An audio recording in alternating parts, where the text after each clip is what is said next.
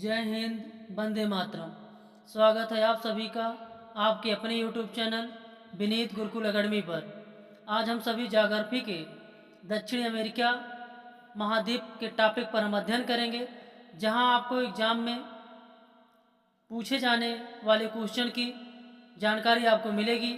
ऐसे प्रश्नों की श्रृंखला रखी गई है जो आपको बार बार एग्जाम में पूछे गए हैं आपके एग्जाम में, और आने वाले एग्जाम में आने वालों क्वेश्चन की संभावना भी बनी रहती है।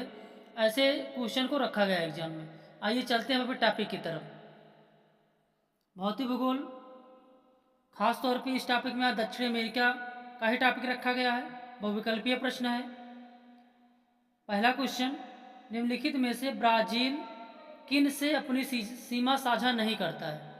तो यहाँ पे देशों का नाम लिखा गया है, पेयर में लिखा गया है।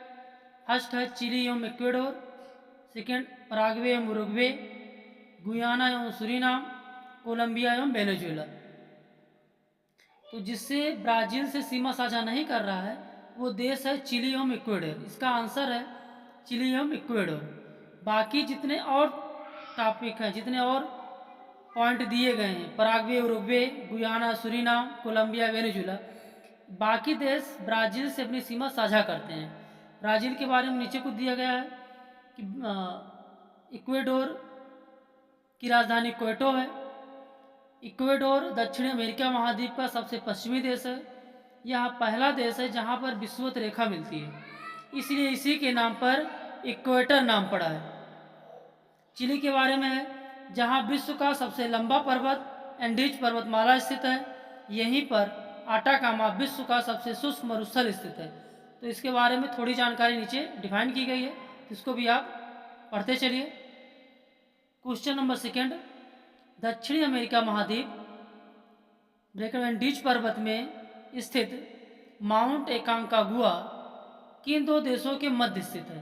तो पहले ध्यान दीजिए, एंडीज पर्वतमाला दक्षिण अमेरिका में स्थित है और माउंट एकांकागुआ एंडीज पर्वतमाला की सबसे ऊंची चोटी है। किन दो देशों में के मध्य स्थित है, ये भी ध्यान देना है। माउंट एकांकागुआ जो चोटी है वो किन दो देशों के मध्य स्थित है?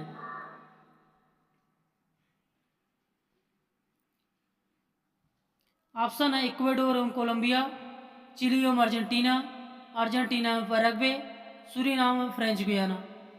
तो इसका आंसर नीचे दिया गया है। वीडियो को पॉज कर लिया करिए, आंसर बाद में देखा करिए, पहले क्वेश्चन को पढ़िए और अगर आ रहा है तो आप आंसर दीजिए, नहीं आ रहा तो नीचे डिफाइन किया गया है। चिली और अर्जेंटीना इसका आंसर है। तो चिली और अर्जेंटीना के बीच में माउंट एकांकागुआ उसकी सीमा पर स्थित है। एंडीज पर्वतमाला की सबसे ऊंची चोटी है और चिली और अर्जेंटीना दो देशों के मध्य स्थित है। माउंट नीचे लिखा गया, माउंट एकांकागुआ एंडीज पर्वतमाला की सबसे ऊंची चोटी है जो चिली और अर्जेंटीना की सीमा क्षेत्र पर स्थित है। क्वेश्चन नंबर थर्ड, प्रशांत महासागर और अटलांटिक महासागर से सीमा बनाने वाला देश कौन सा है? ऑप्शन है वेनेजुएला, गुयाना, कोलंबिया, इक्वेडोर। यानी कि ऐसा कौन सा देश है जिसके सीमा क्षेत्र में प्रशांत महासागर और अटलांटिक महासागर दोनों महासागर उसके सीमा क्षेत्र को टच कर रहे हों? तो इसका आंसर है कोलंबिया। कोलंबिया आप देखेंगे दक्षिण अमेरिका, पनामा के नीचे दक्षिण अमेरिका जहाँ शुरुआत हो रही है वहाँ पे एक स्थित देश है। दोनों तरफ से पश्चिमी प्रशांत महासागर और पूरब की तरफ से अटलांटिक महासागर, उत्तर पूरब की तरफ से अटलांटिक महासागर कोलंबिया को टच करता है। क्वेश्चन नंबर 4, विश्व का सबसे ऊंचा जलप्रपात एंजिल जलप्रपात कहाँ स्थित है? तो इस क्वेश्चन से एक आंसर क्लियर हो जाता है कि विश्व का सबसे ऊंचा जलप्रपात कौन सा है, तो एंजिल जलप्रपात है। आपको देखना पड़ा कहाँ पे स्थित है। ऑप्शन है अर्जेंटीना, गुयाना, वेनेजुएला, कोलंबिया। तो इसका आंसर है वेनेजुएला। नीचे डिफाइन किया गया, विश्व का सबसे ऊंचा जलप्रपात एंजिल जलप्रपात अमेजन की सहायक नदी ओरिनिगो नदी तथा ओरिनिगो की सहायक नदी कैरो नदी पर स्थित है। तो अगर आपके एग्जाम में कैरो नदी लिखा है, पूछा जा सकता है कि एंजिल जलप्रपात किस नदी पर स्थित है, तो अगर ऑप्शन में कैरो नदी है तो कैरो नदी पे लगाइएगा। कैरो नदी अगर ऑप्शन में नहीं है, अगर ओरिनिको नदी है तो फिर ओरिनिको नदी पे लगाइएगा ऑप्शन। ये दोनों क्वेश्चन को पूछा जा सकता है। अब बहुत डीपली पूछेगा तो पूछ लेगा कि कैरो नदी, ऑप्शन दे देगा तो कैरो नदी। सही सटीक मामले में तो एंजल जलप्रपात कैरो नदी पर ही स्थित है। तो कैरो नदी किसकी सहायक नदी है? ओरिनिको की। और ओरिनिको किसकी सहायक नदी है? अमेजन नदी की है। नीचे वेनेजुएला के बारे में थोड़ा और लिखा गया है। वेनेजुएला की राजधानी काराकस है तथा इसकी मुद्रा पोलिवर मुद्रा है। पोलिवर वही मुद्रा है जो सबसे भ्रष्ट मुद्रा के रूप में देखी गई, जो एक समय सबसे मजबूत मुद्रा थी, लेकिन बाद में द्वितीय विश्व युद्ध के बाद इस मुद्रा का गिरावट आई और काफ़ी भ्रष्ट मुद्रा के रूप में सामने आई। क्वेश्चन नंबर 5, लास्ट क्वेश्चन है आज का। आज बहुत छोटा सा क्वेश्चन बनाए हैं। रीज़न उसका है कि लोग बहुत लंबी वीडियो, पूरी वीडियो देखते नहीं, तो हम सोचे छोटी वीडियो ही बनाई जाए, जिससे कम से कम लोग पूरी देखें। तो वीडियो पसंद आए तो कम से कम उसको लाइक शेयर कमेंट जरूर करें। क्वेश्चन नंबर 5 है, काफ़ी बंदरगाह किस बंदरगाह को कहते हैं? यहाँ के 4 बंदरगाह दिए गए हैं।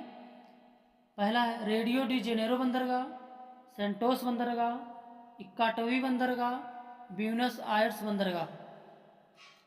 तो पहले क्वेश्चन को पढ़ने आंसर देने से पहले जान लीजिए कि रियो डी जेनेरो, सेंटोस और इक्काटोवी ये तीन के तीनों ब्राज़ील में स्थित हैं और ब्यूनस आयर्स जो है वो अर्जेंटीना में स्थित है। तो इस क्वेश्चन का आंसर है सेंटोस। तो कॉफ़ी के बंदरगाह के नाम से जो जाना जाता है वो सेंटोस बंदरगाह जाना जाता है।